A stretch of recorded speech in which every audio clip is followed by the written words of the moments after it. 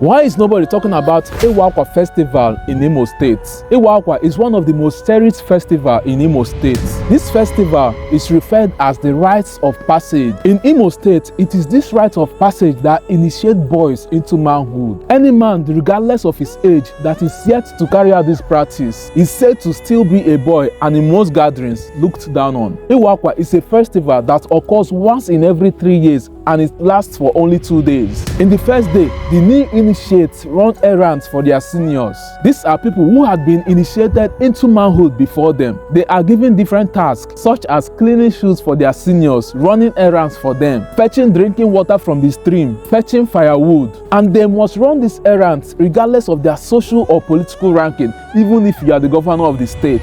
They must do all they are asked to do without murmuring. On the second day, which happens to be the big day, the new initiate stands before the priest with their wrapper stretched out. The priest then blesses the wrapper. The initiate takes it home and hangs it where every passerby must see it and know that an adult has been added to the family. The senior initiate comes forward, picks the wrapper and covers the new initiate up. The new initiate with his wrapper walks around the village accompanied by his loved ones singing and praising him. This culture signifies that the once naked boy have been clothed as a man. Now the man becomes eligible to join in the meeting of the king's men. He pays his dues and join in decision making. If you're from Imo State, tell me in the comment section if you've done this right.